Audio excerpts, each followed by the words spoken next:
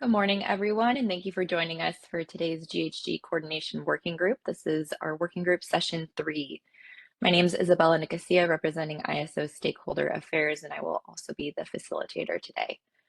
Before we get started, just a reminder that the revised discussion paper, as well as the slides we'll be going over today, are available out on the GHG Coordination Working Group webpage. You can get to that page by going to kaiso.com. Then under the Stay Informed tab, you'll click Policy Initiatives. That'll take you out to our main initiative landing page where you can search for the GHG Coordination Working Group page. And then those documents will be some of the very first ones posted to that page.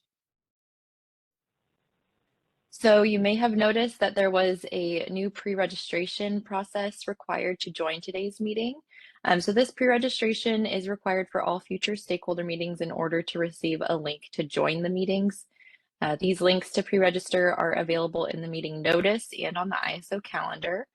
And the reason we are implementing this is because a recent update to WebEx disabled the ability for attendees to view the list of meeting attendees. And we know that that was highly valued by all of our stakeholders. And so in order to maintain transparency on who's attending our meetings, we've implemented this new process so that we can actually send you a link to a spreadsheet which has the list of meeting attendees, and we can do that during the meeting. So keep an eye out for that in the chat. We'll be sending that probably in about 10 to 15 minutes. Some more housekeeping reminders. Today's call is being recorded. The recording is for informational and convenience purposes only, so any related transcription should not be reprinted without the ISO's permission.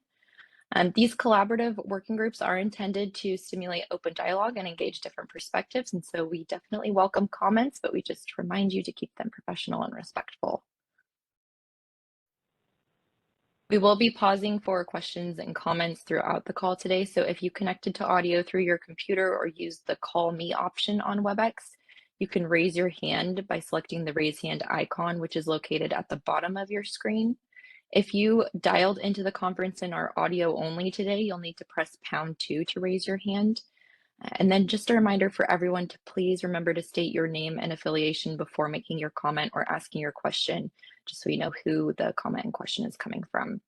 And then you can also send your question through the chat to all panelists, or you can send it to Brenda Corona. She'll be helping us out today, keeping an eye on the WebEx. Just a reminder that commissioners and advisors from state public utility commissions may be in attendance today, so please keep that in mind as we go through the discussion. All right, the agenda. So we'll wrap up welcome and introductions here in just a second, and then we're going to do a quick review of principles. We'd really like to spend the majority of our time today going through problem statement building based off of the problem statements that were submitted by all of you in written comments on September 27th. So that will be the main focus today. And then we'll leave some time at the end of today's working group for some next steps. All right, working group progress to date. So the first working group and second working group, we focused a good amount of time on the principle development. So now we are starting to shift our focus over to problem statement development, like I mentioned before. So through these problem statements together with you all, we will develop a common understanding of issues that exist. And this will allow us to identify action items needed to assess the problems and evaluate current or proposed solutions. So you may notice that that's a kind of recent addition to the working group process. So although at the beginning we were really focusing on just the 3 Ps, the principles, problem statements, and prioritization, we'd also like to incorporate the assessment and resolution development into the process. But before we can get to that stage, we do need to define the problem and have a good understanding of what issues currently exist, hence the problem statement building process that we will go through today. And then the principles also help us to evaluate the trade-offs between the problems that exist and eventually trade-offs between potential solutions that we identify.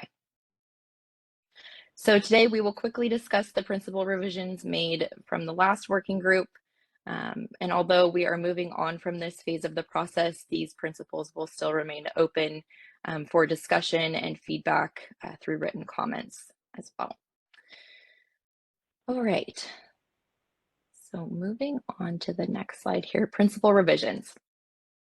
So right off the bat, we have our 5 principles here listed. So efficiency, transparency, feasibility, non-discrimination, and congruency with state policy. So right away, you might notice that the simplicity principle has been combined with feasibility. So that is eliminated.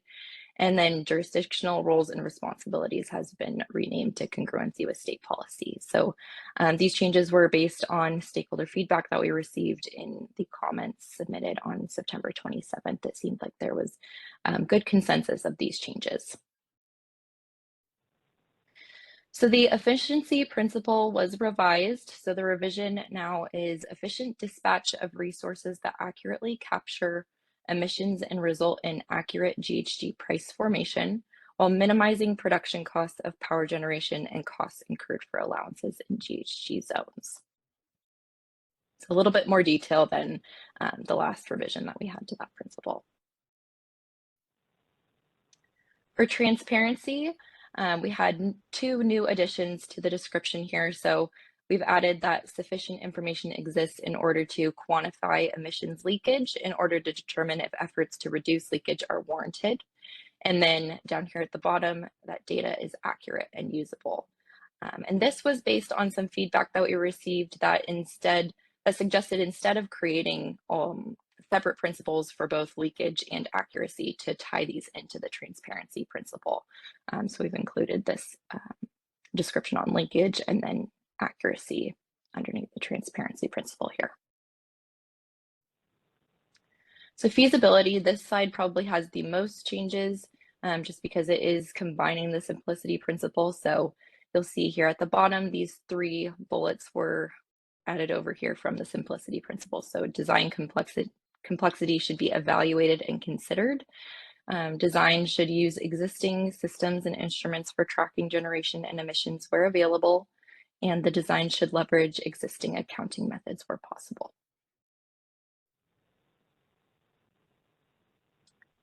Okay, so for non-discrimination, we just had 1 addition here that all resources can compete on a level playing field. And then congruency with state policy, which is our renamed jurisdictional roles and responsibilities principle, is that the design should be broadly applicable, scalable, and accommodate many participants. And then for the additional principles to consider, like I mentioned before, it was suggested that we include the minimizing leakage and accuracy principles into that transparency principle. So those are reflected there. And then we still have 2 remaining, so environmental justice and durability. We did get a proposed description through comments for environmental justice, and this is reducing the burden, primarily pollution, of the power system on overburdened communities. And then we still haven't had any proposed descriptions for durability, but we are open to suggestions there and also open to feedback on if this additional principle is still necessary. So that's it for our principal review. I'll pause here quickly to take any questions or comments before we move into the problem statement building portion of today's working group.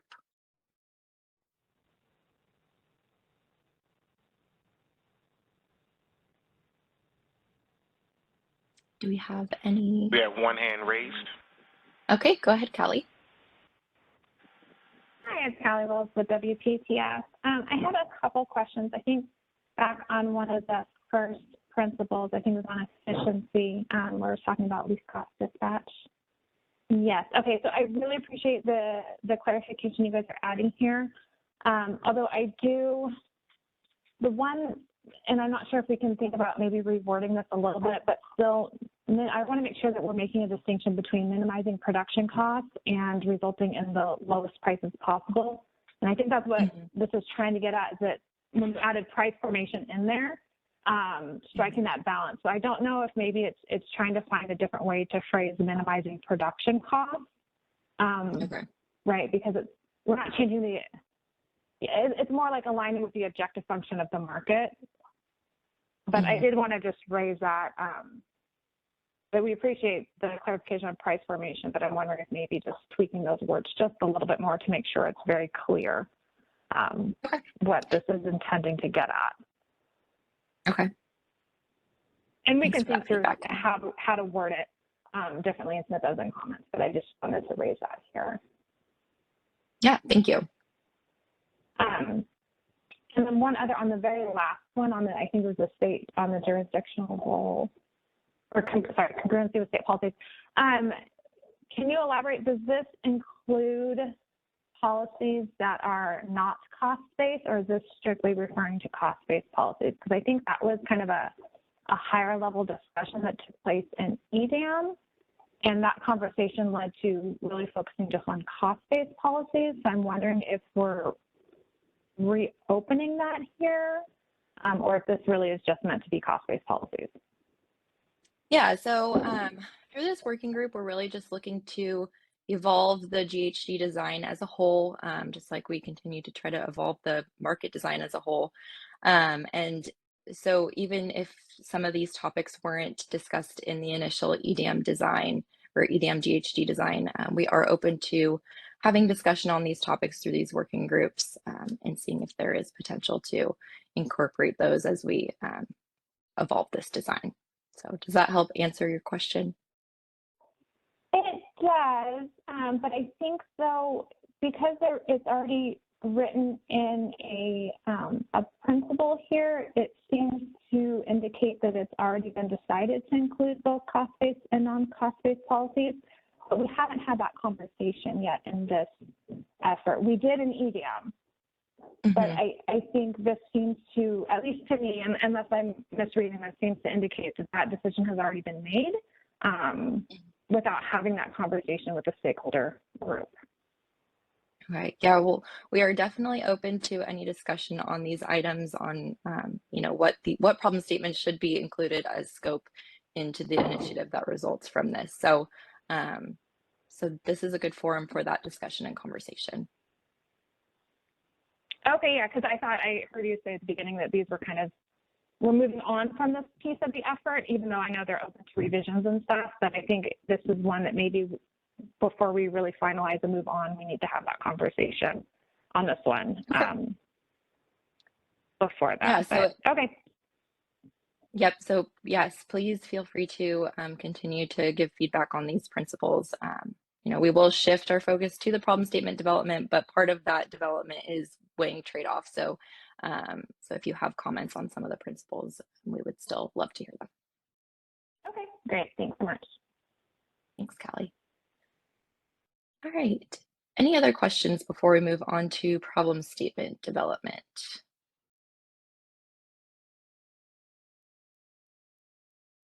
There's nothing in the chat, and there are no. Kelsey, yep, there you go.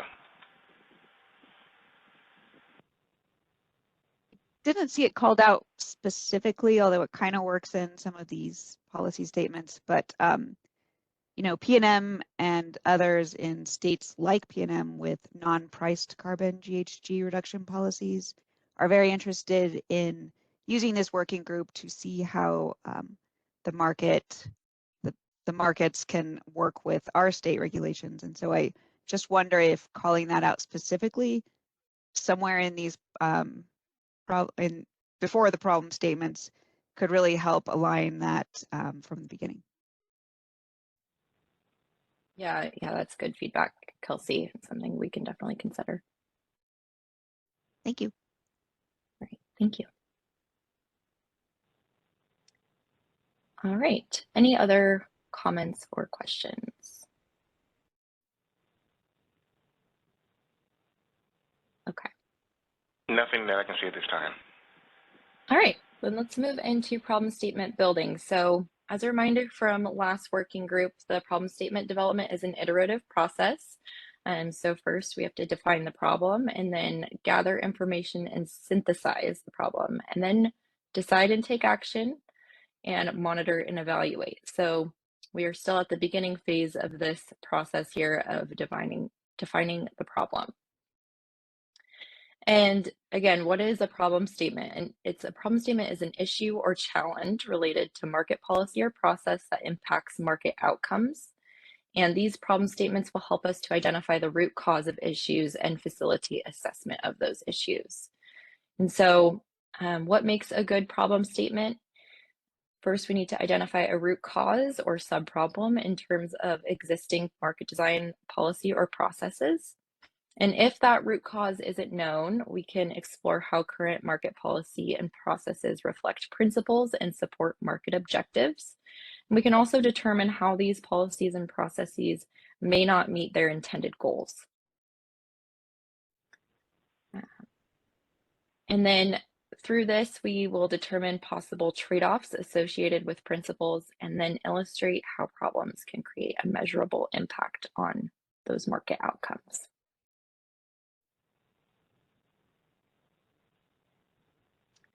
So in our last working group, we went through an exercise of problem statement building and really identifying those policies and processes that were being impacted, identifying some sub-issues or root causes that may exist, and then also determining what market outcomes could result from those issues. And so through that process, we came up with some 3 takeaways. So the statements that we developed should read as a problem rather than a consequence. The statement should remain neutral and fact-based. And then the statement should also specify information needed to analyze and monitor the potential problem. So before we go into the proposed problem statements today, we will have a slide at the end of each section that calls out action items needed to assess these problems. So as we go through today, I just want you all to keep in mind, some action items or some analysis that may be needed in order to assess the proposed problems today. All right. So problem statement number 1. It is unclear if the market correctly identifies available surplus on resources that may be attributed to a GHG zone.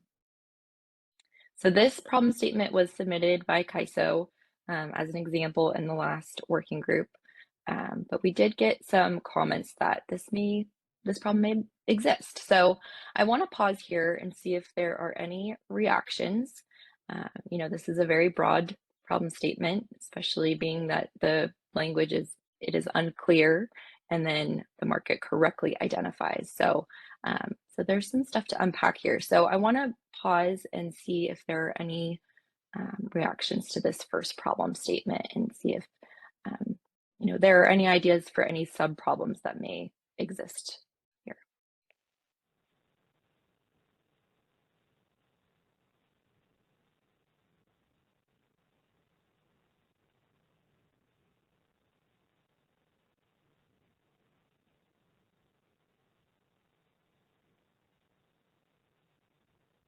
Not seeing any hands. So maybe, if this problem exists, what analysis would be needed to support this problem statement? Are there other approaches to the counterfactual to consider for the various markets? Claire, go ahead.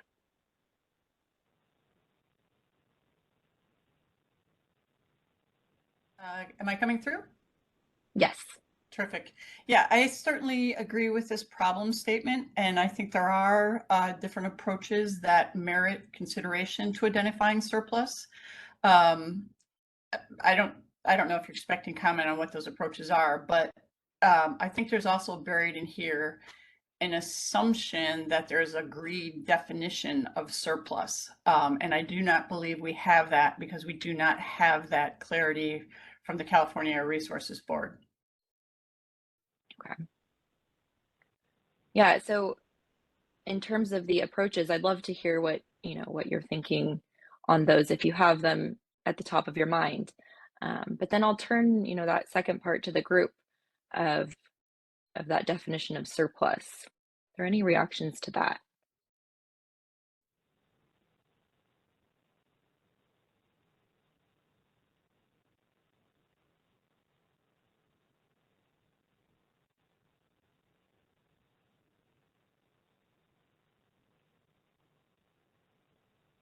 All right. Claire? Thanks. Sorry, I'll come back on that again if there are no other comments. So I guess just speaking to the current approach to surplus, I think the underlying assumption is that surplus is generation that is in excess of the load needs in the entire market footprint outside of California. For entities that are owned by for assets owned by load serving entities, I think we could consider doing consideration of surplus on an entity basis, which would align better at least with a BAA or a specific entity.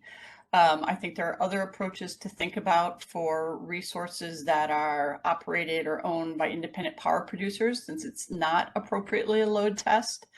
I think there's also merits consideration of whether definitions and identification of surplus should be the same for all resource types, given that resource types operate differently in the market.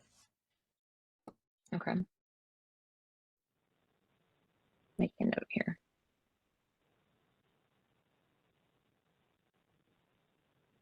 Okay. Todd Ryan?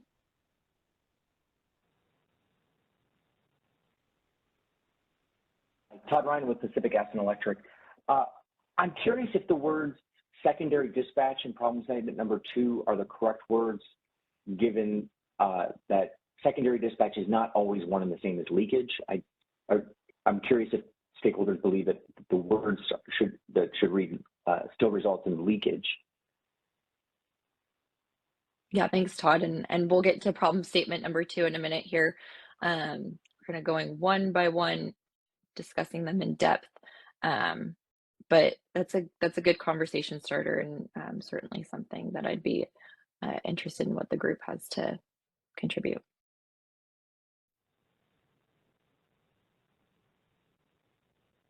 Jessica?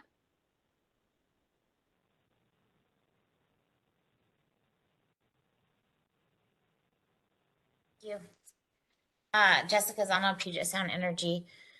And I don't want to say disagree with Claire, but I'm gonna expand a little bit on what Claire said about CARB.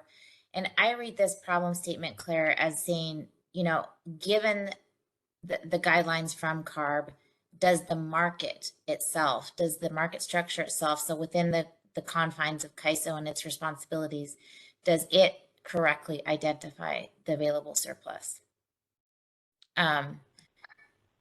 So if we want to expand this to include like the regulatory definition of surplus, I think we should be clear about that. But aside from that, I think this is talking about, given whatever guidelines we have or rules we have from CARB, is the market correctly adhering to those rules? Okay. So what, and we'll capture these, in a couple slides, but are there any action items that come to mind in how we can evaluate, that market itself correctly identifying available surplus? How can we evaluate this problem?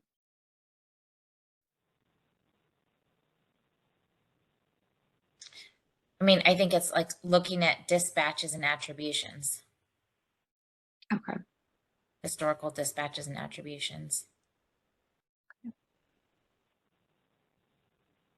But I would agree with Claire that there are probably a host of ways that we could run counterfactuals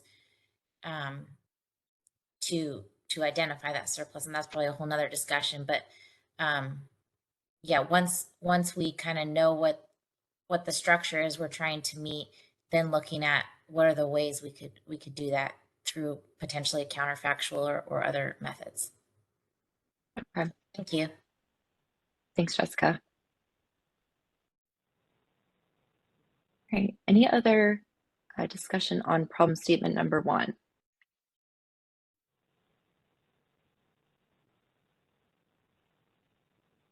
All right. Then let's move on to problem statement number 2. So the current attribution process still results in secondary dispatch, and the market lacks sufficient transparency into the degree of secondary dispatch occurring as a result. So this problem statement kind of has been evolved from the problem statement that the ISO had proposed during last working group. that problem statement being the market lacks transparency into the attribution process, which results in stakeholder feedback that the market is inequitable and inefficient. And so we received some stakeholder feedback of, maybe that statement is getting at the issue that current attribution and constraints still results in secondary dispatch and therefore is inequitable and inefficient. So I want to pause there and see if there are any, reactions to the expansion of that problem statement, the rewording, if you will. But Stuart, it looks like you have your hand up.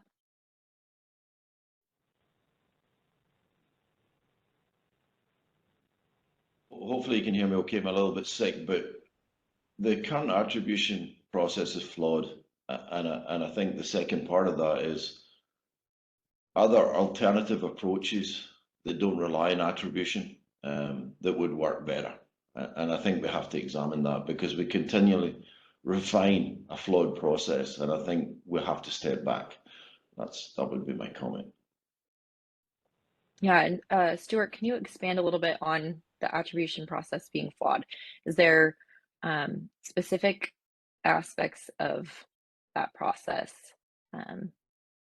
Yeah, I think at some point LA is going to hopefully get an opportunity to present on load-based accounting and discuss refinements to the existing process that would completely eliminate secondary dispatch. And I just want to make sure there's a problem statement here that allows us to tackle that problem and present load-based accounting as an alternative. Okay. Thanks, Stuart.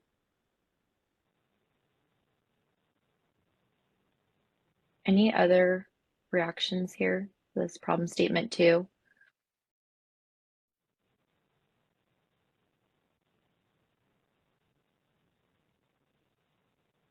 ISO team, do you have any questions on this one?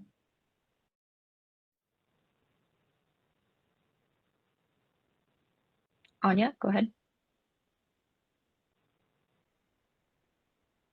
I just wanted to agree with the language that Todd Ryan brought up in terms of looking at this in terms of leakage rather than secondary dispatch. Oh, can you hear me? Yes. Okay, just agreeing with Todd Ryan's suggestion to potentially pivot this to look at this in terms of leakage rather than secondary dispatch. You might need secondary dispatch data in order to kind of look at that leakage data, but maybe suggesting some rewording here. And then Stuart, I think LADWP submitted a problem statement that fits with your suggestion. And I think that's listed in this presentation as problem statement 16. And I think with that, we need to look at the alignment with state regulations and programs. So just food for thought there.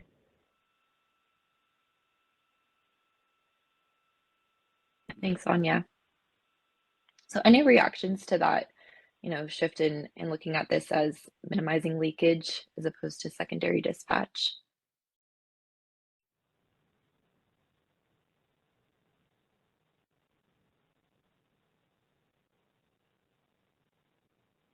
Jessica, go ahead. Yeah, thanks. This is just a question.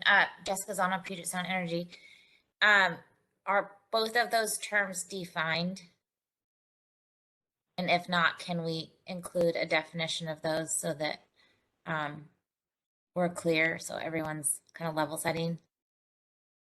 Yeah, I think we can. And, these comments or this problem statement was expanded on, I believe it was by WPTF. So if Callie's on and wants to kind of expand on the thought process behind here. Oh, sorry. Yeah, and that'd be great. I appreciate that, Callie. But what I was asking more is, can we define this as part of the process of wherever we land? Can we make sure that we have solid definitions of both of those terms so that we all agree what we're talking about? Because I agree they're used interchangeably and whatnot. So just so that we're all clear. Yeah, and I think if Kevin Head is on the line, he might be able to expand on that. So Kevin?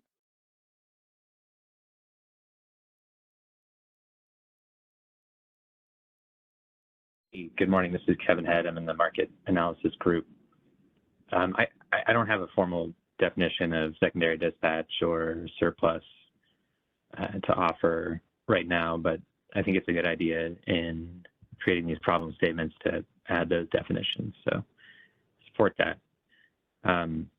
Just taking a step back and thinking about these two problem statements, one thing that, as thinking about what kind of analysis we want to put out there, we want the analysis to speak to the problems that are identified.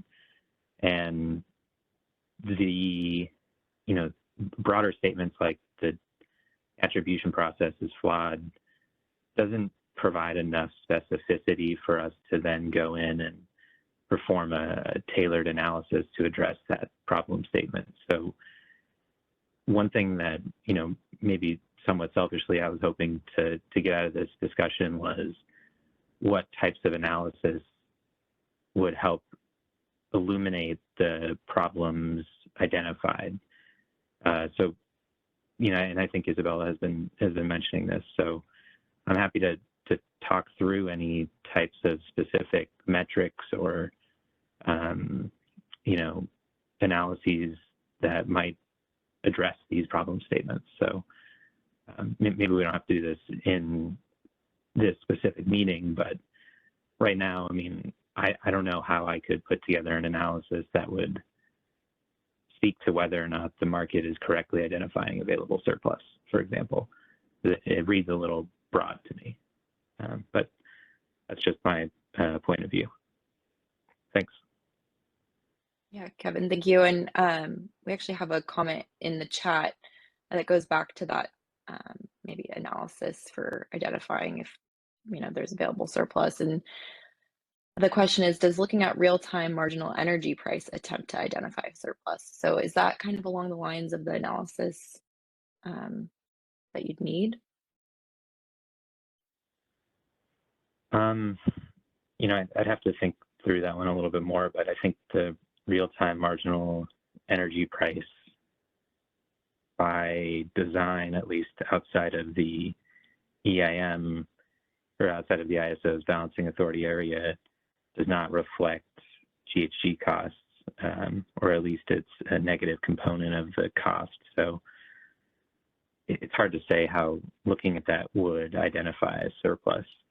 In some ways, well, directly, the price is an outcome of what the optimization is doing, and the optimization, one of the inputs is identifying the available surplus. So I think that might be putting the cart before the horse a little bit. So. Okay, thanks, Kevin. Okay, we have three more hands up, so let's go to Todd Ryan.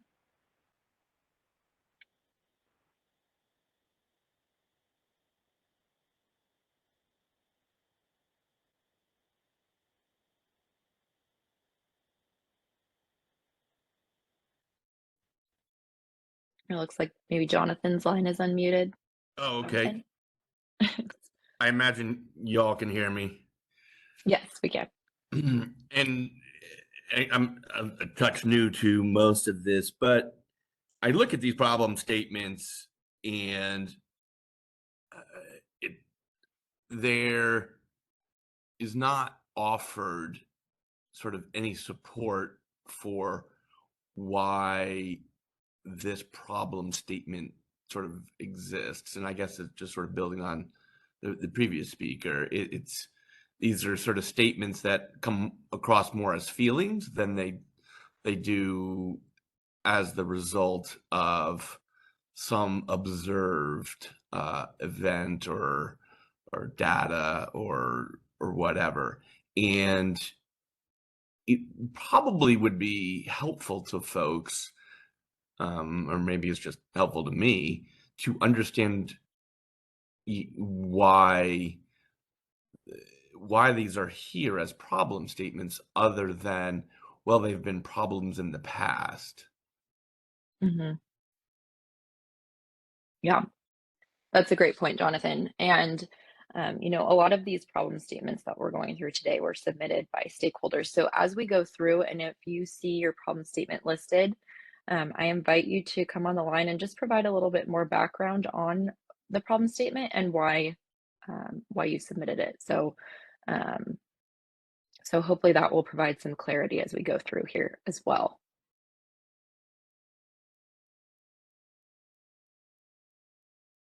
So Todd, Ryan. Good morning, Todd Ryan with Pacific Gas and Electric. Just to come back to my suggestion of changing problem statement number 2 to secondary dispatch, allow me to at least to explain my reasoning, which is that to my understanding, secondary dispatch can occur for a host of reasons, including economic displacement, which is the purpose of the extended day-ahead market and markets in general, whereas leakage is a specific type of secondary dispatch that occurs when resources are actually inappropriately shuffled. So in terms of carbon intensity.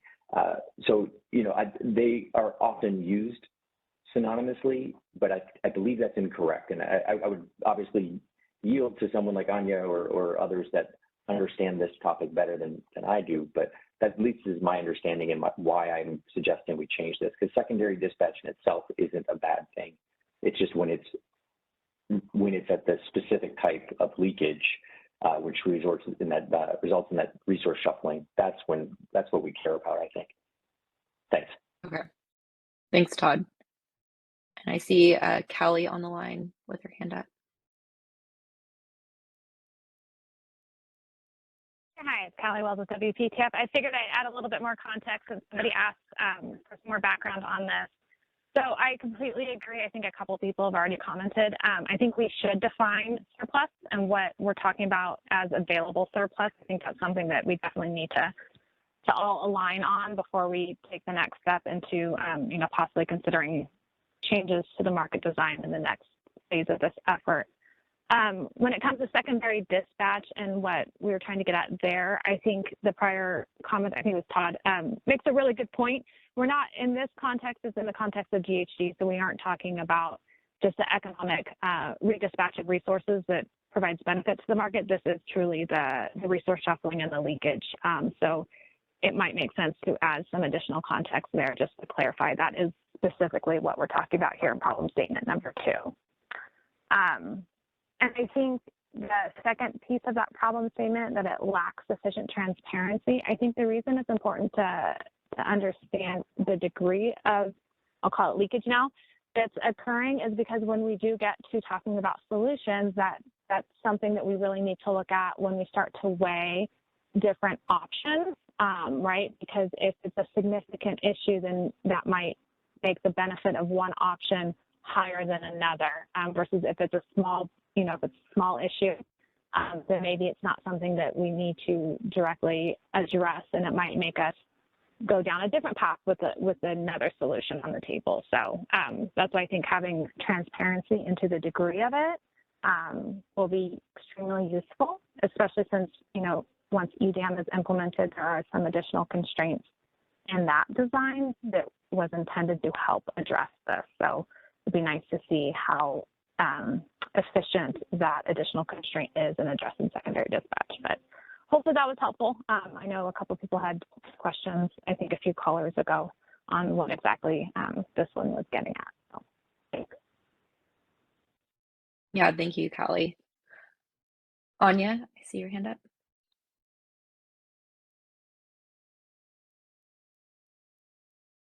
And Callie Wells on, this is Anya Gilbert with the CAISO. Just wanted to agree with Todd Ryan and Callie Wells on their comments on kind of pivoting problem statement 2 to look at leakage and incorporating some sort of monitoring of it when EDAM goes live, because we won't be able to assess the degree of it until we have a live EDAM market and bids in place. Thanks. Thanks, Anya.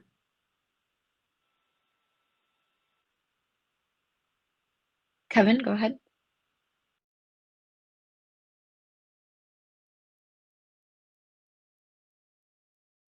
Can we unmute Kevin's line?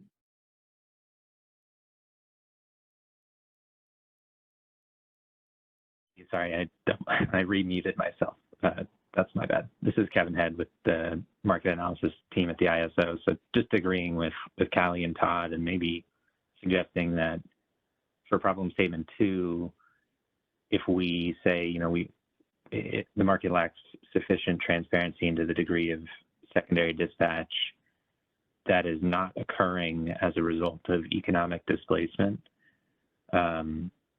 that's a good suggestion that could help us identify potential analyses to run and come up with like some metrics to say, you know, to at least get at the idea of economic displacement versus true backfilling as a result of the attribution process. So just wanted to voice my own personal support for adding that clarification, because I think it would help in developing future analyses. So just thanks for that suggestion, Callie and Todd. Yeah, thanks, Kevin. Any other reactions from the group on, you know, incorporating that change to this problem statement to help facilitate some of that assessment and analysis?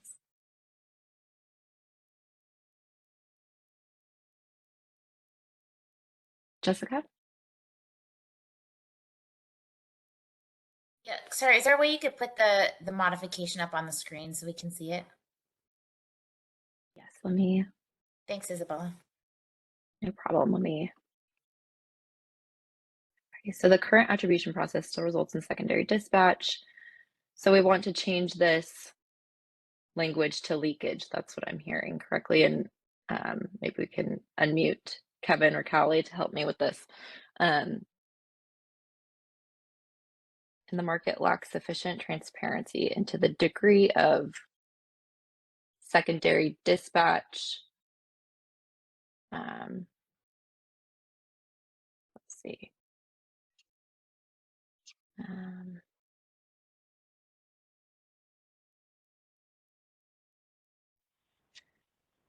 Degree of secondary dispatch occurring as a result of economic displacement.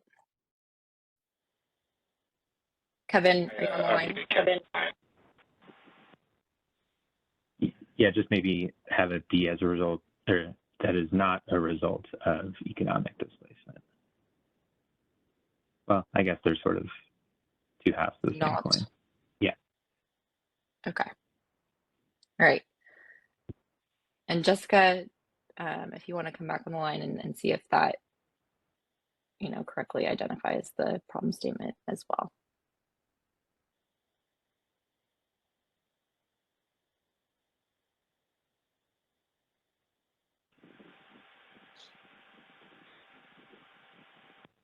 All right. Jessica, go ahead. Because now I'm muted. Yeah, I think the not helps, or the not fixes it. Okay. Yeah. All right. Thank you. So, and then again, I would just like reiterate kind of what I said before is leakage. Like, I don't know that I agree with the statement that was made earlier that leakage is a shuffling of resources necessarily. I think it can inadvertently happen. And then second to that, like, what do we mean by that? How is it measured? Who's measuring it? All of those kind of things. I mean, I think this assumes that there's leakage, but we don't know for sure what that even is and what we're measuring.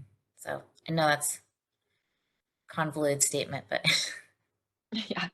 No, it's helpful, Jessica. Are there any other ideas from the group on maybe a different word for resource shuffling or something that better addresses this issue?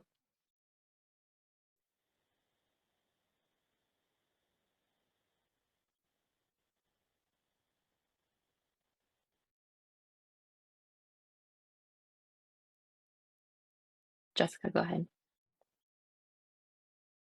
sorry, I just as a like a guidepost, I know statutorily in Washington it has a definition.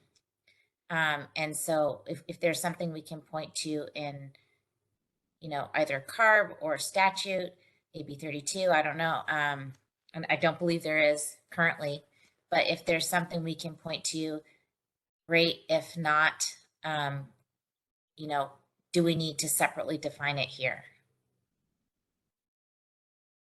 So in other words, you know, is it something like, you know, a directly correlated increase up or dispatch up of a resource outside of a GHG area, an emitting resource, I'm sorry, that can be correlated to an attribution in the GHG zone? Like what exactly technically are we talking about when we say leakage? Yeah, I'll I'm turn that. sorry to hammer on this. It's just, this is really at the core of what we're talking about. And there's so much gray area that I think until we are very clear about that, we're going to keep kind of dancing around the same issue. Mm-hmm. Yeah, Bonnie, you have your hand up.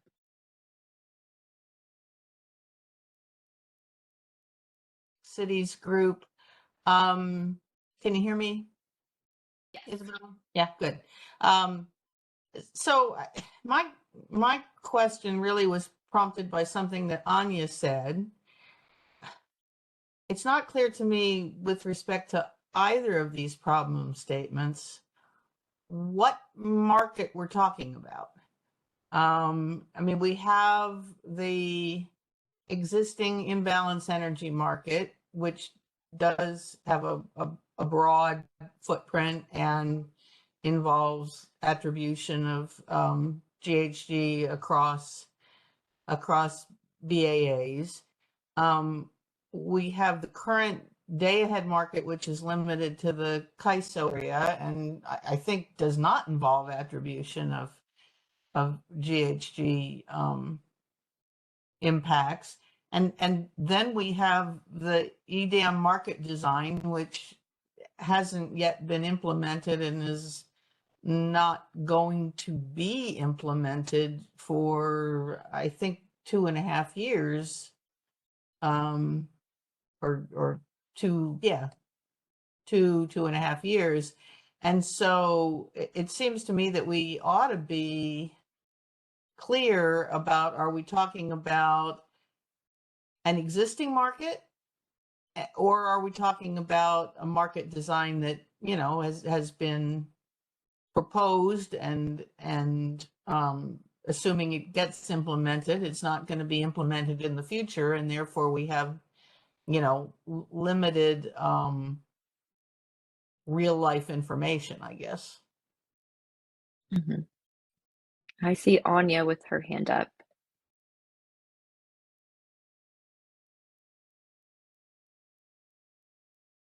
Bonnie, this is Anya with the CAISO. I think the premise of the working group has been, can we think about potential problem statements that would need to result in enhancements in a future policy design phase?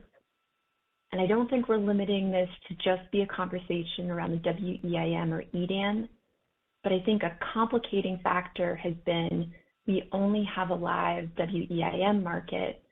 And so without a live EDAM market, some of the proposed enhancements for EDAM that are looking to fix some of the issues with the WEIM and enhance it can't be tested until they go live. So to narrow in on your question on the scope, it's been my understanding that the focus here is both on WEIM and EDAM, but I think where there's tension is what we can analyze data on today is WEIM, but that lacks the enhancements that have been proposed for EDAM. Any feedback or questions there, Bonnie? Yes, thank you. That makes, you know, what you say is sort of consistent with what I understand as kind of the current state of affairs. But it provokes me to raise the question about whether it makes sense to try to focus now on fixing a problem that may or may not exist after the enhancements to the GHG process that are built into the EDAM design go into place. I question whether that may be premature. I wonder if, and this is a question for the broader working group and not something for you to answer necessarily, is I wonder if some of these concerns that are focused on the EDAM market, and to kind of piggyback off of Kevin's ask that we be precise with what we're looking to measure, and some of Jessica's comments about that precision, can we come up with certain metrics that should be monitored for when EDAM goes live? This might not be the forum for solving it, but can it tee up what can we measure, and then as a group collectively assess before we determine what additional changes need to be made? Thanks. I think that makes complete sense. In other words, to say, okay, this has been a concern, or this has been a concern for some folks under the current market. You know, how should we be evaluating the implementation of EDAM or the operation of EDAM over the first, I mean, pick a time period, year, 2 years, whatever. But to sort of, it almost seems like, you know, we're assuming a problem is going to exist in EDAM without having, you know, without having any sort of knowledge base to confirm that, or, you know, support it or dismiss it. I think just based on that, I'd really like to see, you know, what does need to be measured so that we can see, is there a problem or not? And if something needs to be modified, what is that?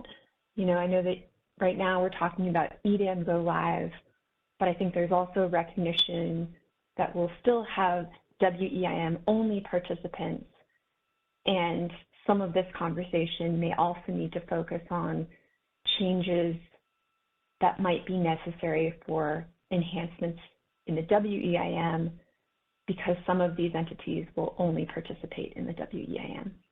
Thanks.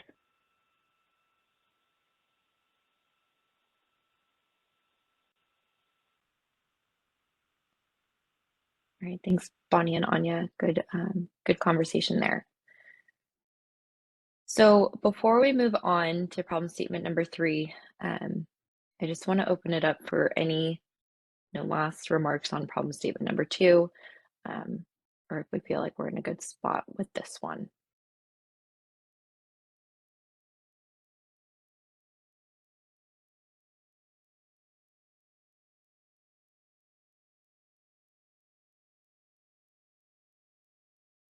Okay.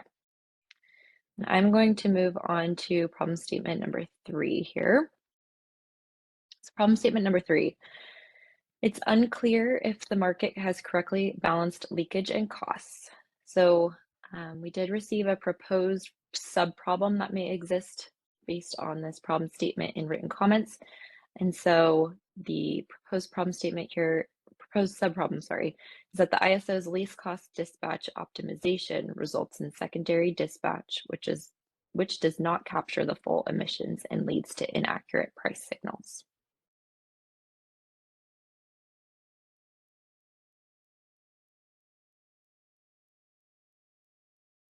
All right. Any reactions to this problem statement and the proposed subproblem here?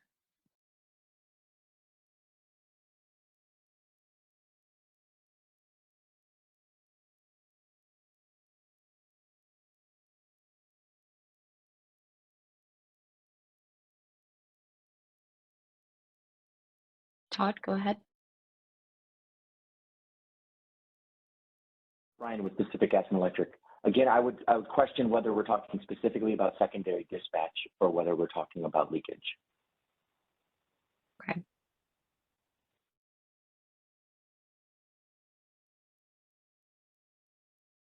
So, Callie, I know that in your comments you kind of proposed this sub-problem here.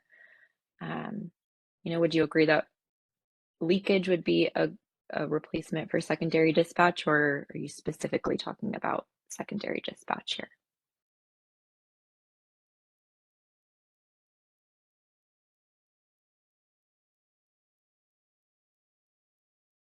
Callie, go ahead. I was trying to just give a thumbs up. I think secondary or leakage is fine. Okay. Okay. So this proposed subproblem may be better characterized as the ISO's least cost dispatch optimization results in leakage, which does not capture the full emissions and leads to inaccurate price signals. Does that sound okay? Yeah, I think that's fine. Yeah, again, secondary dispatch in the context of GHG, I think is leakage, but if we need that clarification, that works. Okay. So, if that statement correctly characterizes this issue, what analysis is needed in order to support this?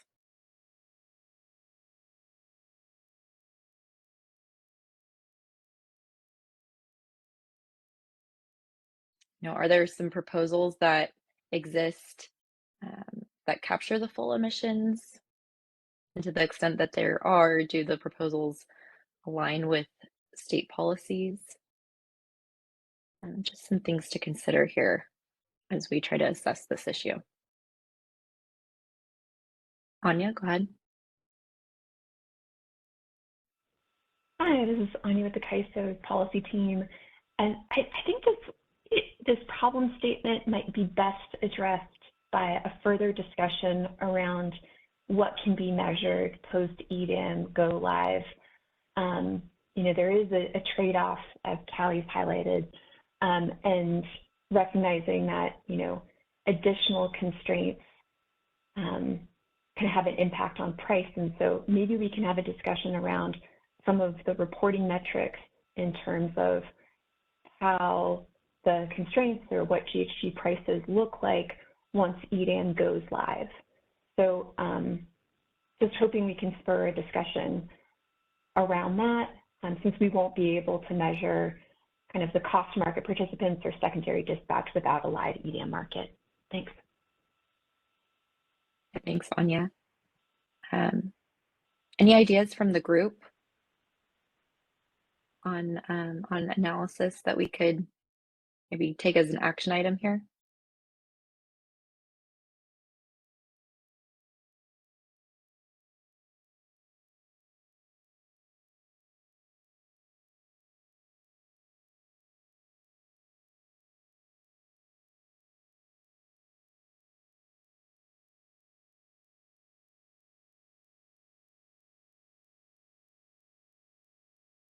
Jessica, go ahead.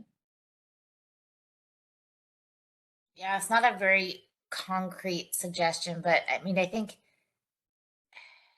we're dealing with the same question in Markets Plus, and I think what we're trying to narrow in on, especially as a state, capped state, is to what extent do the mitigation efforts, the leakage mitigation efforts, lead to actual reductions in leakage. So are we raising costs and clearing prices just for, the sake of raising prices, or I shouldn't say for the sake of, but are we just raising them, or does that increased cost lead to an actual reduction? So on an overall basis, I think there's two aspects. There's an overall global emissions, and I don't mean global in the sense of the world, but global in the sense of the market footprint. Is there a reduction there?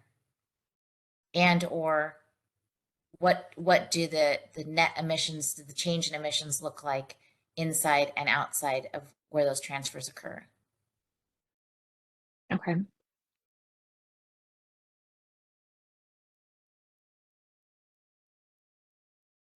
Kevin, do you have any follow-up questions for Jessica on that suggestion?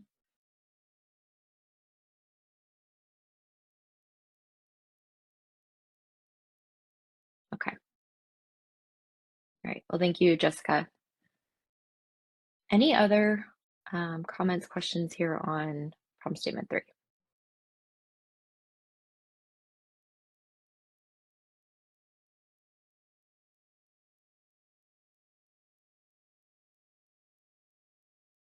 Okay. All right. And we'll move to problem statement 4 here. So problem statement 4 says,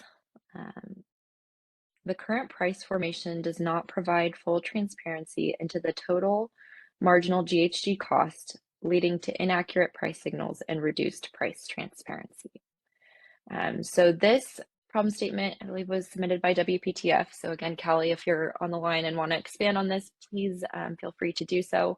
But the potential root cause or sub-problem that was identified here was that including the GHG costs in the energy bid results in the total marginal GHG cost as the GHG component plus some portion of this MEC, which could potentially result in a lack of transparency of the true marginal cost to serve load. So any reactions to this problem statement here? Do others, also view this as an issue? Want to hear initial reactions.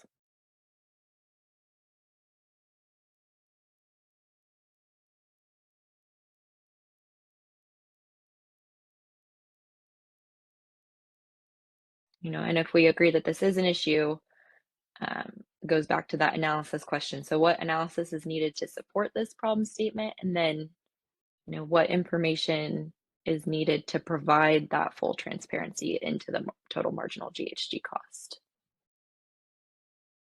What can we do to assess and evaluate this issue?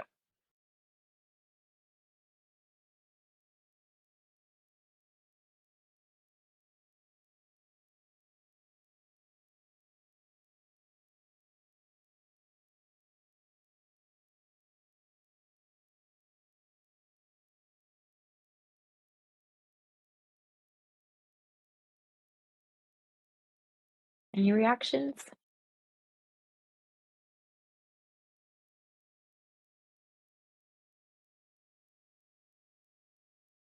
Got a note in the chat that agree with this statement. So is that the consensus among the stakeholder community?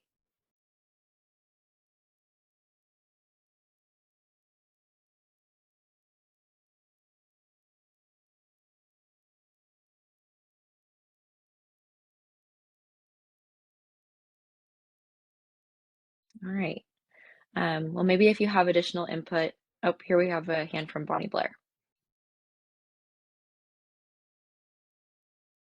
I do represent the 6 cities from time to time. I didn't want my silence to be construed as consent because honestly, I don't understand this and I don't understand exactly how it works. And maybe I'm alone in that and everybody else thinks it makes complete sense and agrees. But I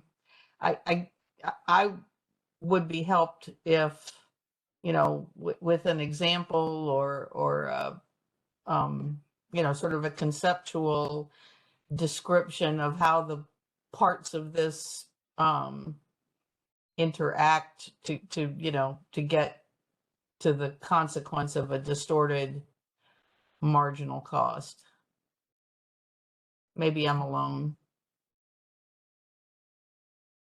Kelly, do you want to jump in and kind of expand? Yeah, go ahead. Yeah, no, it's a great question. So essentially, it's the way that the internal resources, meaning internal to GHG resource or GHG area today, they don't separate out their energy costs from their GHG costs like resources external to the area do. And because of that, if an internal resource sets that SMEC, that system marginal energy cost, includes their GHG costs. So it's like there's never just looking at the GHG component itself isn't a true reflection of the total marginal GHG cost in in some situations where maybe the SMEC includes some GHG cost because it's being set by an internal resource. And then if there is a non-zero GHG component, it's incremental to that. Is it interpreted slightly differently? It's just getting at that issue, whereas if everyone separated out their bids, you could see a shadow price on the GHG cost, and it would be very transparent, and you wouldn't have to kind of back it out some way. And honestly, I don't even think there is a way to back that out today based on public-facing data. Does that help at all, Bonnie?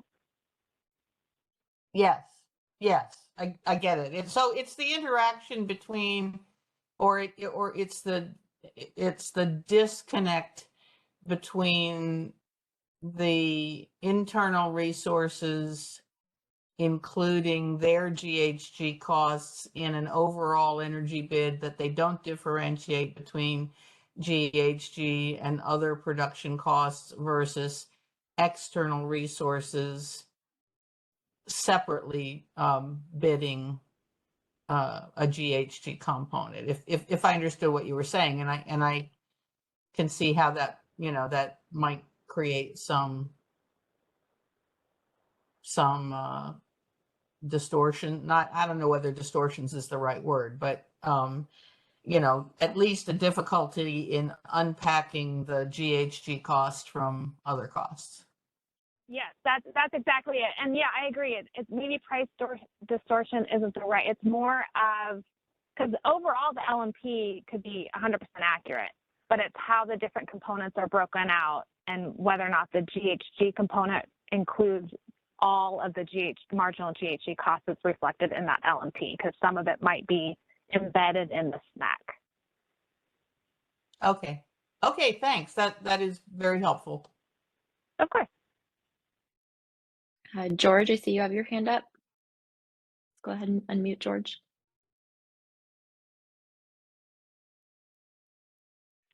Hello, can you hear me? This is George Angelidis with the ESO. Yes. Oh, thank you.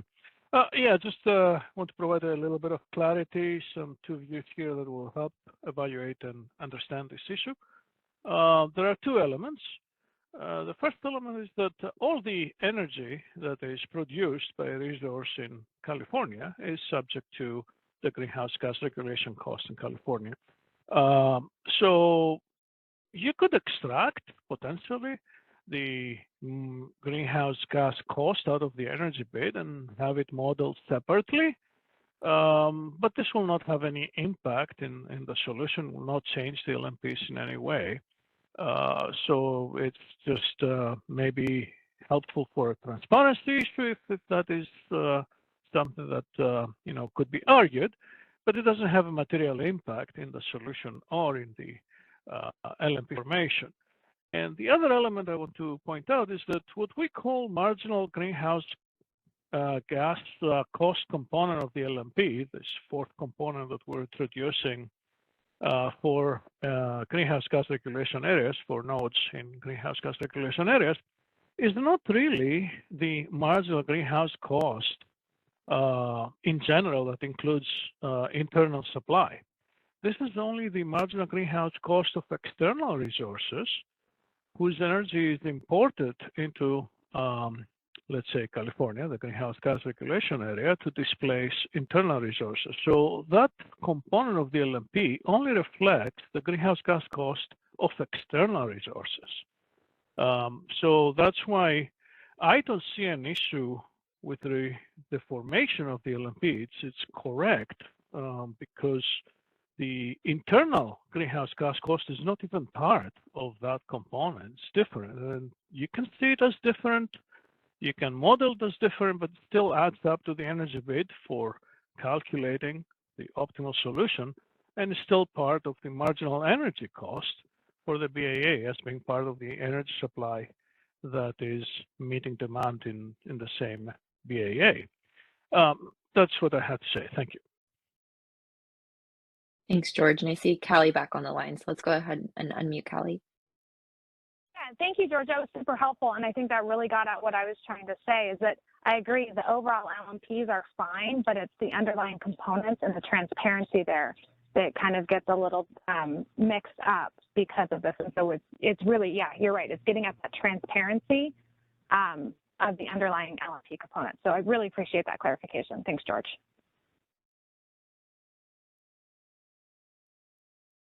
Thanks, Kelly. Any other reactions from the group here to this problem statement?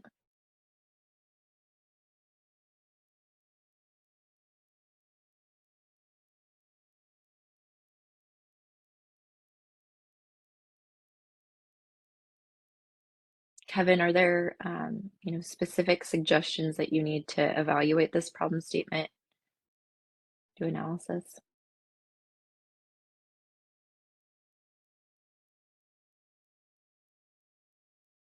Kevin, go ahead. I don't think that we could analyze this with the existing data that we have because it requires IS or internal California resources to submit 2 separate bids, and we don't have that information right now. So there's not really like something that we could do to analyze it. But I guess what's not clear to me is like what decisions would this change, right? Like how will this information be used in a way that is, how would this information be used, I guess?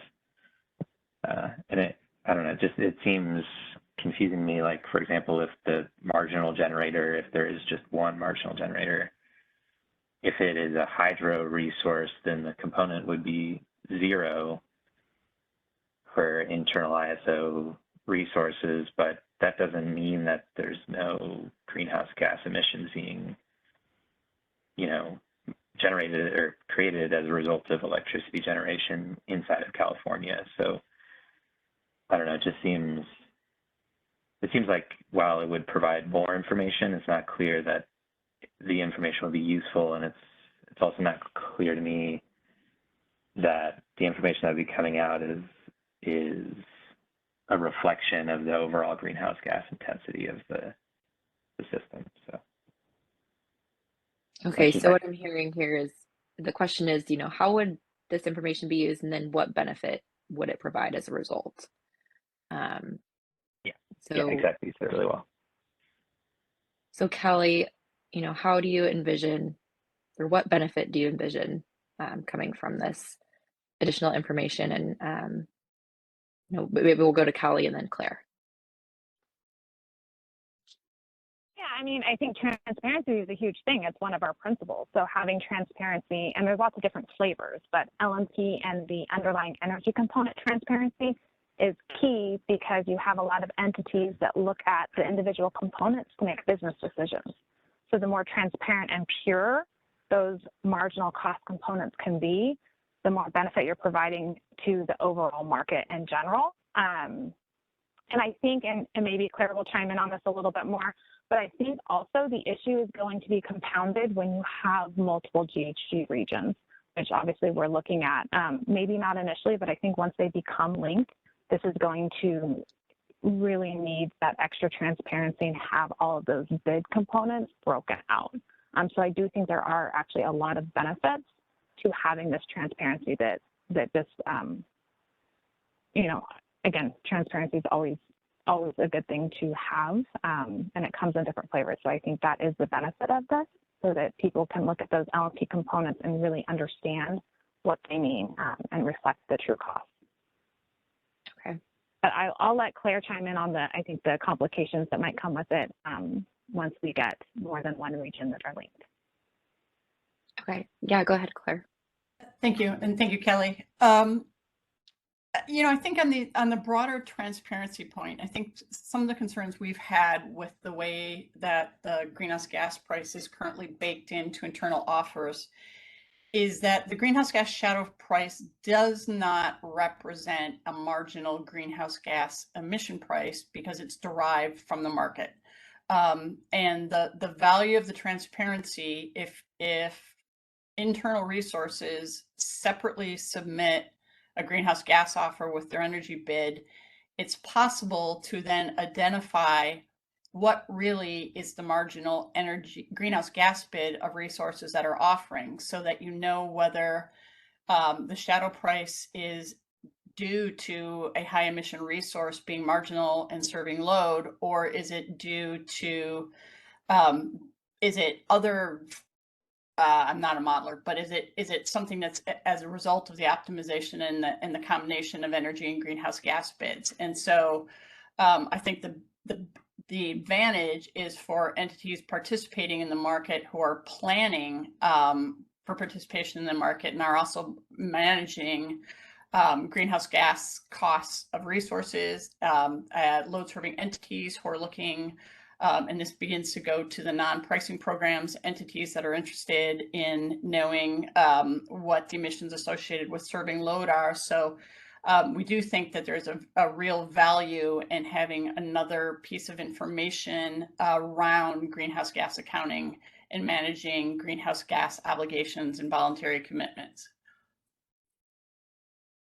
Okay. Thanks for that additional context, Claire. Kevin, I see you're still unmuted. Did you have any reactions to that? None for me. Thanks. Okay. Thanks, Kevin. Okay, well, before we move on, I want to open it up to the broader group also and see if others share the perspective of WPTF in that in the benefits here.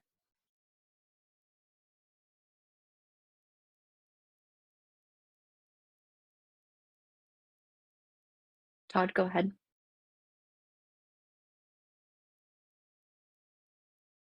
This is kind of a question, maybe some homework for the ISO. I guess I'm curious about the implementation challenges of achieving what WPTF has put forward. I have no idea whether this is a trivial change or a monumental change. Okay. Thanks, Todd. All right. Well, then let's go ahead and move on from problem statement 4. That was the wrap up for problem statements related to market operations and GHG design. So I want to pause here and see if we can capture some action items that would support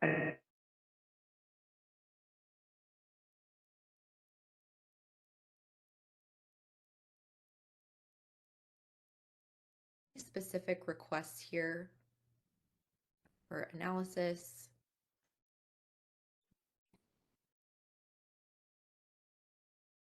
Can you hear me? Can someone confirm that they hear me now? Okay, looks like it's a yes. My AirPods died here. So what I was saying is, let's see if we can capture some action items that will help support the assessment of problem statements 1 through 4. So as we were going through, what specific analysis or review is necessary to facilitate the assessment of problem statements 1 and 4. I'll pause here and and we can capture them as things come up. Claire, go ahead. Comment. Oh, thank you. So going back to my comment on surplus and Jessica's comments and others around emissions leakage, I think there's kind of a qualitative action item I would see as well as an analytical item. And the qualitative item, I feel like many of us, we talk about concepts like surplus, we talk about concepts like emissions leakage, but we have different ideas in our head of what they mean. And so I think there is room and a need for a discussion among stakeholders of what do we really mean by those two what are we calling those names? The analytical piece to that is not necessarily, I think it would be helpful to those discussions to look at hypothetical resource stacks for resources in California, for resources outside, and look at combinations, realistic combinations of energy, greenhouse gas bids, and associated emissions. And then think about when displacement of an internal resource or attribution of a clean resource is appropriate or not. And that's a little different than trying to define surplus. And I've made this, or emissions leakage, and I've made this joke a few times. I think defining emissions leakage is a bit like defining pornography. You know it when you see it. So I think we ought to be looking at potential scenarios and thinking about whether we consider that to be leakage or not. And similarly, I think we could do the same with surplus. Okay. So here on the screen, does that capture what you're thinking here?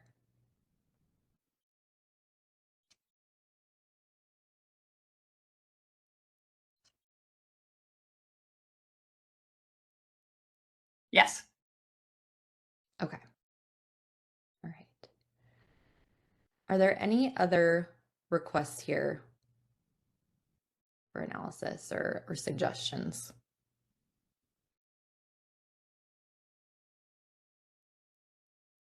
Zipper? Thanks. I just wanted to maybe put a finer point also on what Claire has here. I think it helps to distinguish leakage in multiple contexts. So from the perspective of the GHG regulation area, so what happens to the resources in the GHG regulation area as well as outside the GHG regulation area or the entire footprint. So I do think this concept eludes us because there are multiple perspectives on leakage from both inside and outside GHG regulation areas. So I definitely think more definition and clarity is important, and potentially itemizing multiple perspectives on this issue could really help people crystallize sort of what this means. Okay. Thank you. Does what I have here capture that correctly, Zipper? Oh, looks like we may have muted her again. Any other suggestions here? You know, whether it be for PS1, problem statement 2, 3, 4, anything we need to look at.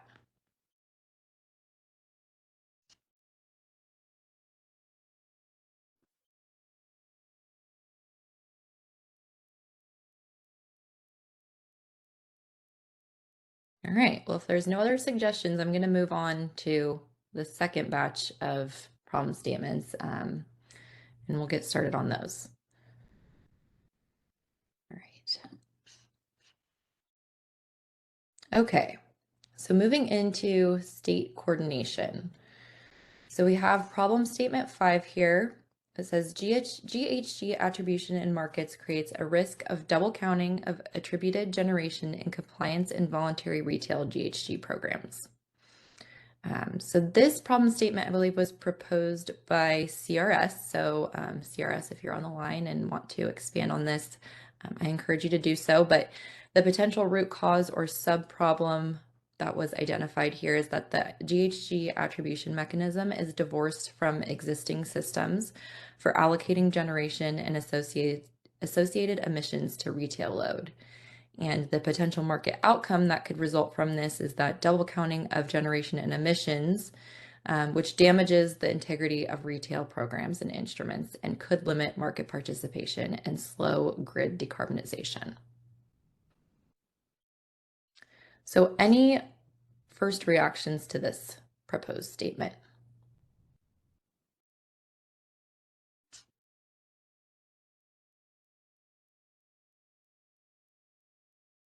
Claire, go ahead.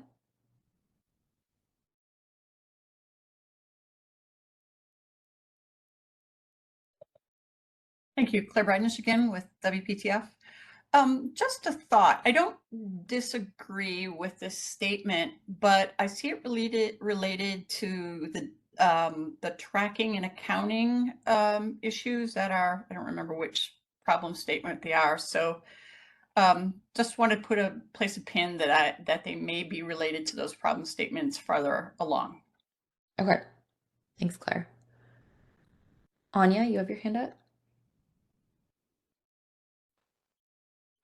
I'm Gilbert with the policy team. You know, I think this came up in the EDM effort, and I'll just reiterate it here that the ISO doesn't make a claim to the environmental attributes, either for the CAISO or on behalf of market participants as a result of dispatch. And I want to kind of re-emphasize that point and also thank CRS in their comments for highlighting an alternative problem statement to this in light of that recognition.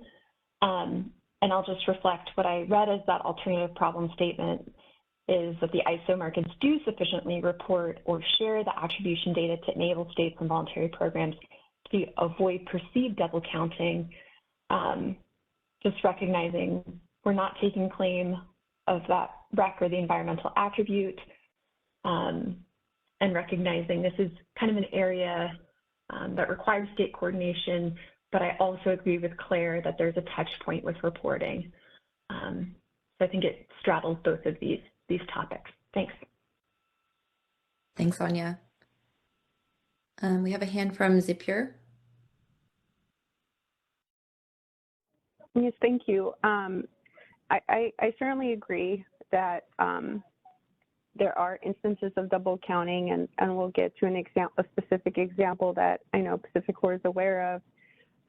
But I also agree with the idea that, you know, accounting of RECs and generation-based programs is a separate matter from what, you know, happens in the market, but they are impacted. For example, if we are having a hydro resource deemed delivered to California, we no longer claim that hydro in our system. So it needs to be reflected as a reduction.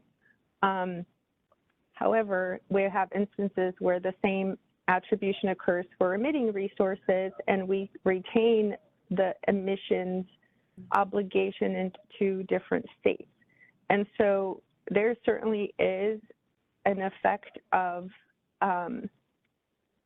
misalignment, I guess, if you compare multiple regulatory regimes, multiple accounting regimes on the same, you know, event. But generally, I agree that there should be consistency of honoring specified source theming between states and into GHG zones. I just don't think you're going to reconcile the entire region for every single sort of reporting and claim scenario, because they are very different and try to capture different things. Thanks. Yeah, thanks, Zipur. Any other reactions, comments on this problem statement?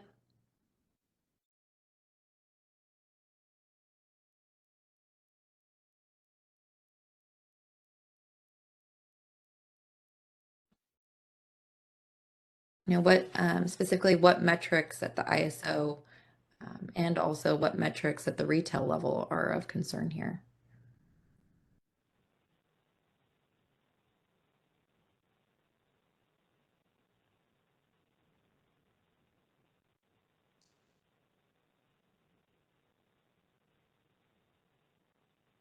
Or, you know, what do you perceive the role of the ISO being here versus the role of the states?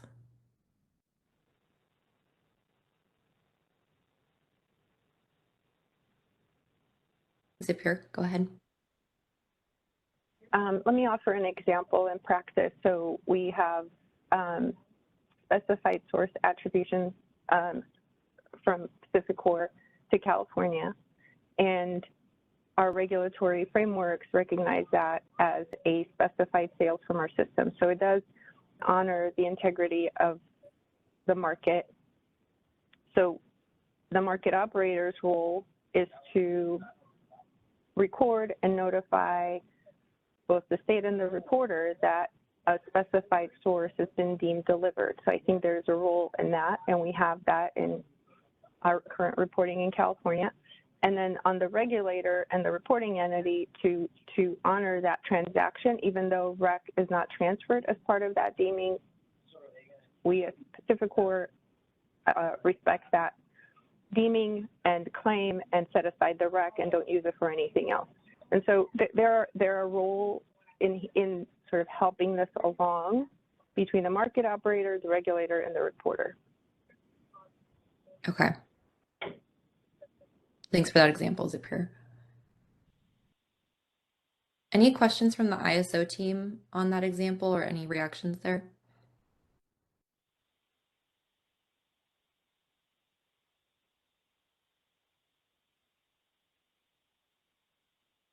Anya, go ahead.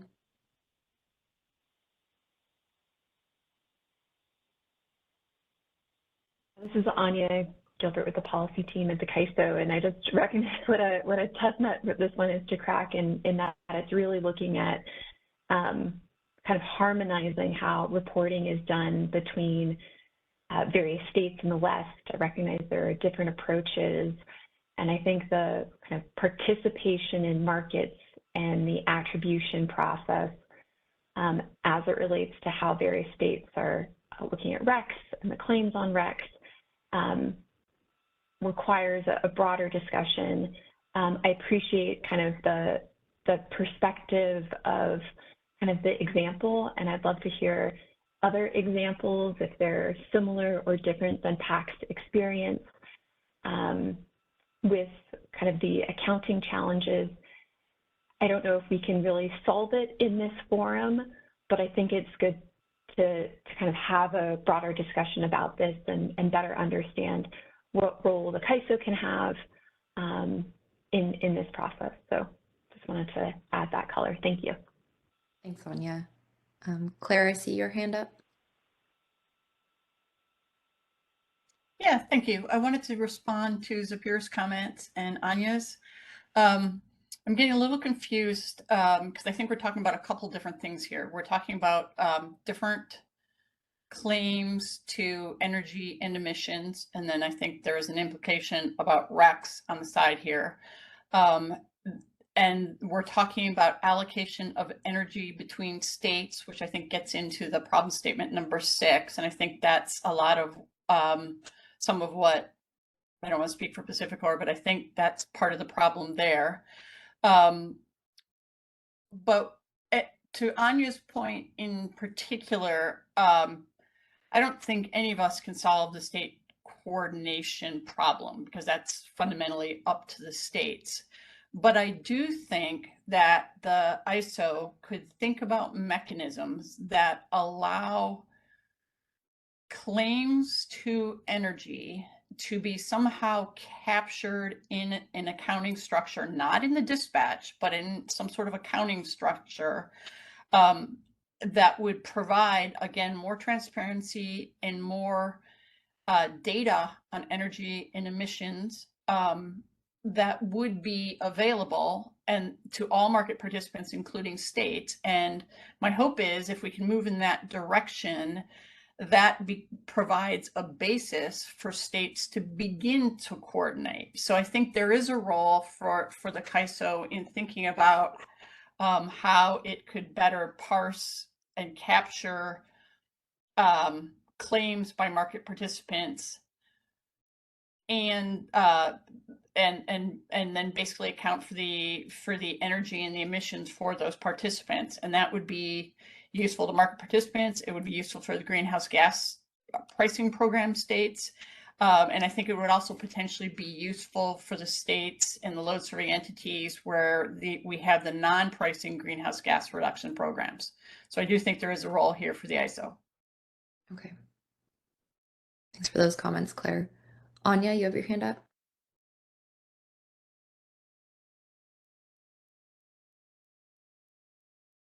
I appreciate that breakdown. I think that was a really helpful breakdown. And I just wanted to dig into your comment a little bit further in terms of what potential reporting or metrics might help.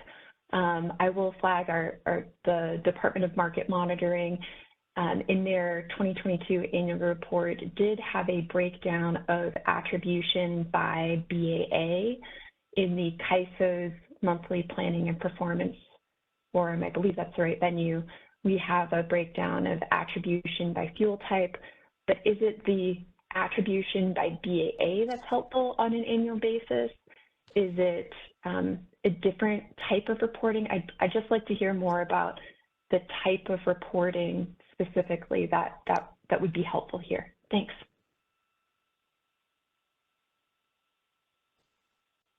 Let's go ahead and unmute Claire again. Yeah, I think this is something that again would benefit from discussion of this group of kind of use cases. But I do think, for instance, some of the states that have the greenhouse gas reduction programs in place, where you have utilities and other load-serving entities who have an emission reduction target, that there should be a way for those entities to indicate to the CAISO and claim those resources, the energy and any, fundamentally the energy, and if there's any emissions associated with those resources, the emissions, such that those resources are not ever attributed elsewhere. I think there's room for other market participants to do something similar. That I think would allow the CAISO to do some, have a database that allows some better attribution of energy to specific entities to help those entities meet their greenhouse gas requirements or goals. And I'd be happy to talk offline about this as well. Okay, sounds good. And I think this does warrant kind of a further discussion, especially your point, and maybe I didn't fully follow it, if for a non-price-based state, if their emissions aren't attributed elsewhere, I would assume that the voluntary bid adder of not choosing to have those emissions be attributed elsewhere would help, but I'd like to kind of better understand that, and maybe, again, this fits under a broader discussion or offline discussion. Thanks.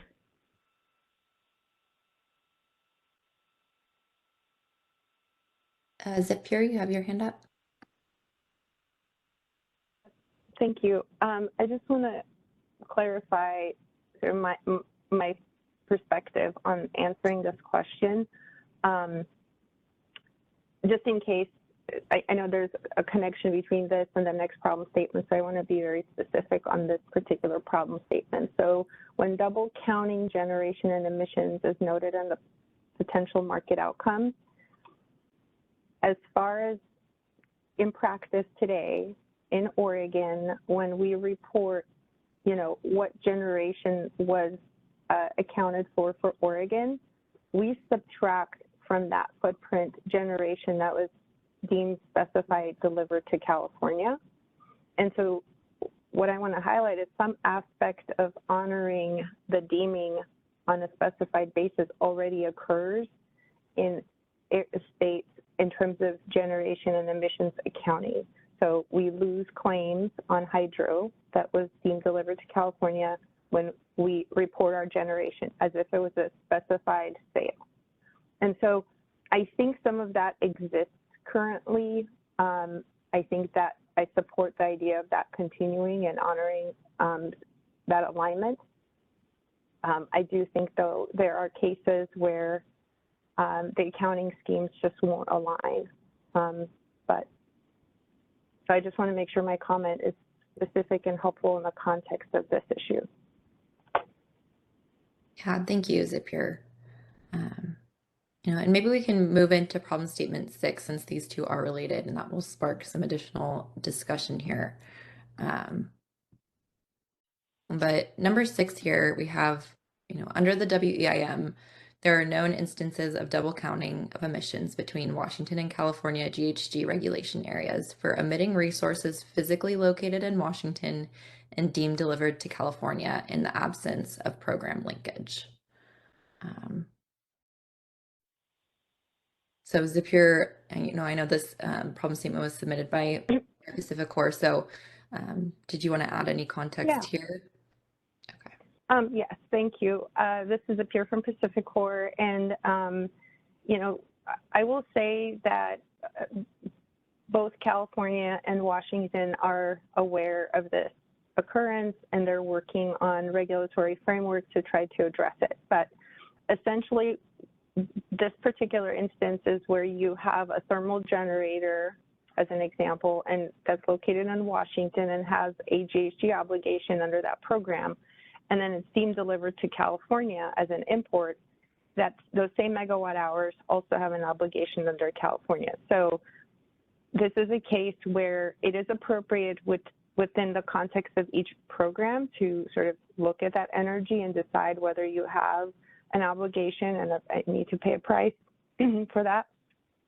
Obviously, we want to make sure that there isn't dual regulation, but here's an instance where that exists. And so we pay twice for allowances in Washington and then again in California. Now, the same instance occurs for hydro. So we have hydro resources that are located in Washington that are being delivered to California. And we lose the hydro credit for ourselves when we do accounting for integrity of our system. Any clean energy that's being delivered to California, we make sure that we don't double count it in other places. Again, going back to the previous example, I think that's important for us all to honor the integrity of specified source accounting between the states and any reporting we do outside the states. And for PacifiCorp, we do account for these transactions to ensure that they don't get double counted or get credit for in other places. But I think it's important as we develop GHG pricing that, again, within the context of what CAISO can do is maybe highlight when these instances occur, and what the regulators can do is work on rules that ensure, minimizing potential of double counting of both emissions and potentially clean energy between the states. Okay. Thanks for that additional context, Sapir. Claire, you have your hand up? Yeah, thank you. I completely agree with Sapir. I think this is an issue, and I think it's broader than the multi-state entities like PacifiCorp, because it's not clear to me, for instance, if energy is, say, take a hydro resource in Washington, was committed to a load three entity in California, it's not clear to me that that energy is essentially deducted from the supply serving Washington, because it ought to be, because if that energy can't be counted to serving Washington load when it is also being counted to California load. So maybe it's not clear to me how that's being handled currently. So I think there is an issue here that merits exploration. Okay.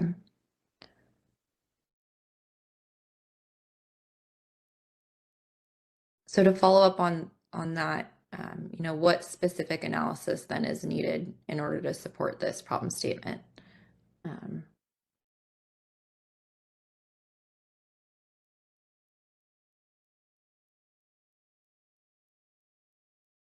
Sapir? Knowing the instances where this occurs, so a transfer between regulated areas would be good. And to the extent there's a specified source deeming of any type, communication of the source and the environmental attributes with the regulators, with the reporting entities is important.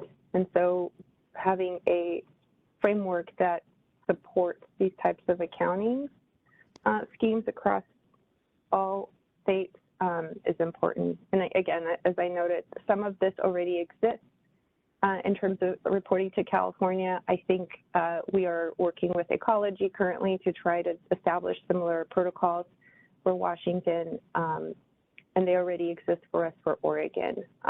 So I think we need to continue to promote that type of alignment through communication that this occurs, and maybe even some data reporting on how often this actually occurs and what the implications are. Okay. Claire? Yeah, and it may be that it's just a question for the CAISO, the issue I raised, because I do not understand how it would currently work if say a Washington resource was contracted to California load. That contract would enable that energy to be excluded from the greenhouse gas counterfactual. But since the attribution is not based on actual power flows, how is that energy treated for purposes of determining the amount of energy that wouldn't be needed to be deemed to Washington? Okay. That was very complicated, and hopefully somebody from the CAISO understands it.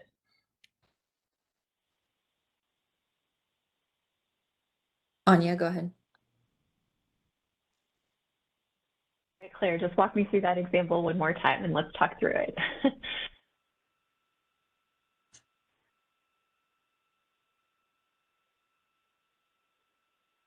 Go ahead, Claire.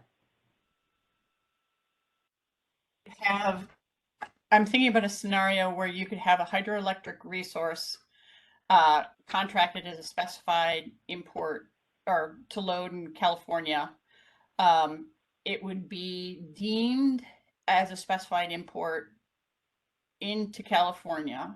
But what I'm not clear on is whether that quantity of energy is deducted in any way or factored into the calculation of the energy available to serve Washington load, and thus does it impact in any way the deeming of energy to Washington? So you're kind of starting out this example, assuming that this hydro resource in Washington is contracted to capacity to serve California. Yes. Yeah, so in that case, because it's contracted, it has the ability, if economic, to be fully attributed to California. So far, so good.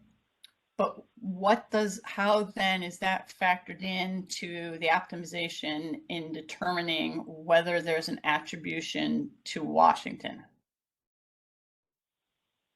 And given, I know we don't have those rules for Washington yet, but if you extended the current model to Washington, in other words, if that energy creates a deficit in the supply available to serve Washington load, does that create a need for additional megawatts?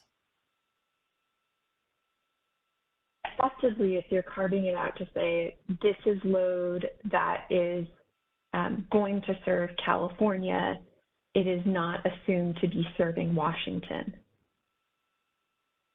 And so this kind of gets into the more of like the implementation processes, but the CAISO needs to be informed of what capacity is considered committed capacity from Washington that has a contract with California. And on top of that, internal resource cannot be attributed to its own state. It's just attributed as a transfer to California. It is not attributed kind of internally to Washington. I think I followed that, but I wasn't clear if that you implied that was something that would need to be worked out in the implementation details with Washington. It's not something to be worked out in the implementation details with Washington. It is the implementation details of how EDAM accounts for committed capacity. And for an EDAM entity that decides to participate, they need to indicate to the CAISO what committed capacity is in place to serve a GHG region. So, for example, if Pacificor had a resource that fit your example of a hydro resource in Washington that was committed to serve California, the CAISO would need to be informed of that contract as part of implementation. And that energy would not be counted towards the supply available for Washington. That's right. Okay, thank you.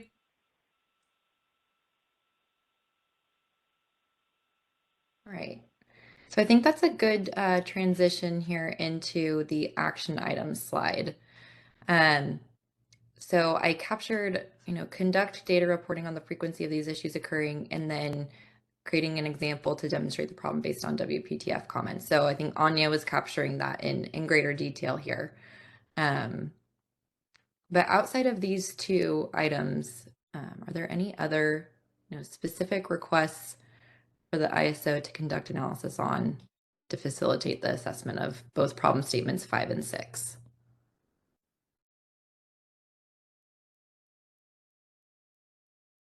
Sapir?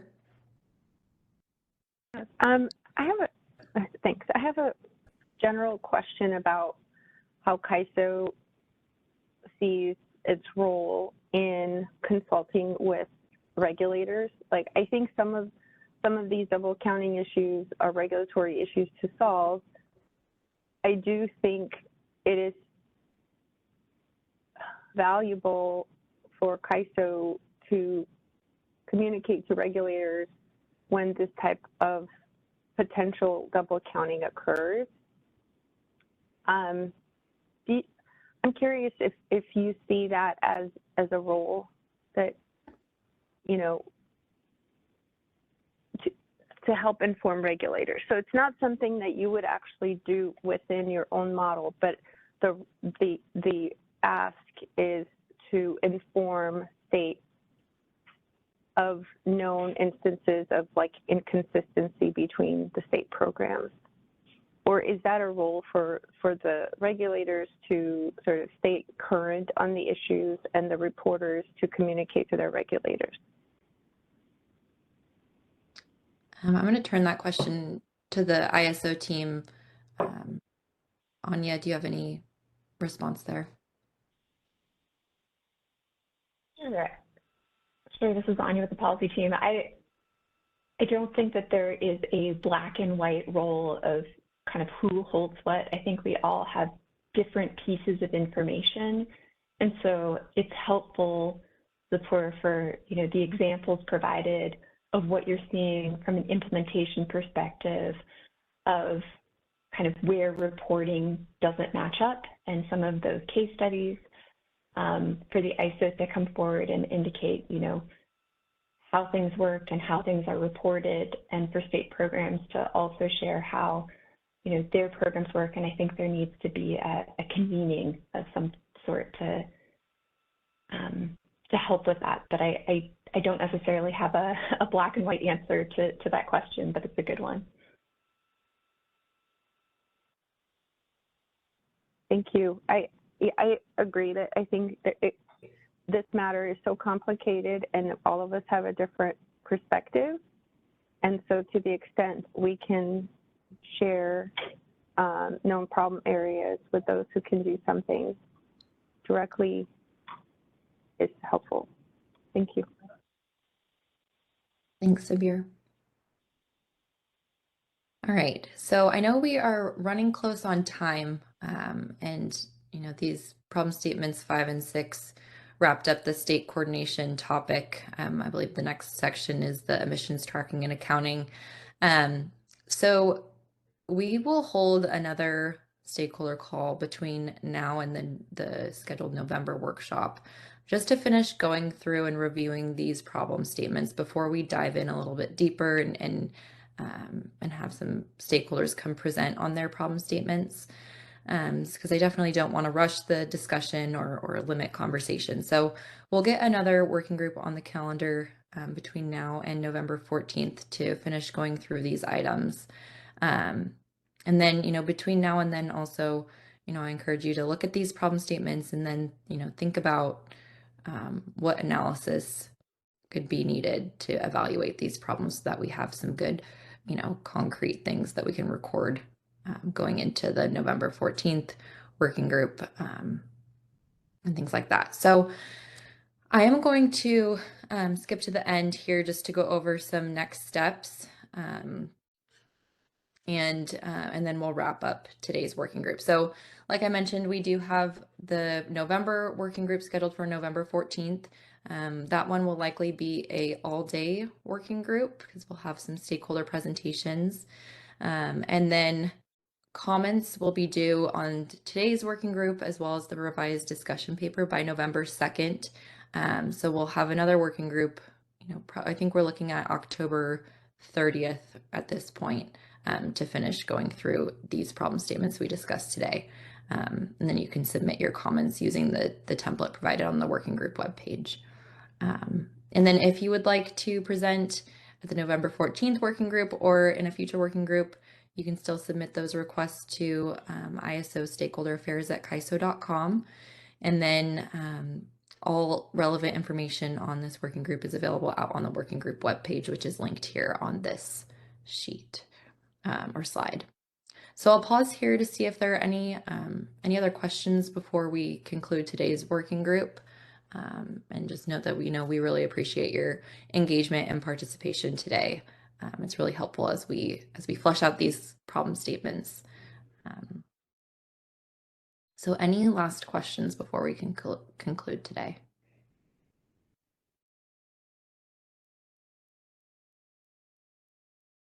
All right. Well, thank you all very much, and I hope you have a great rest of your afternoon.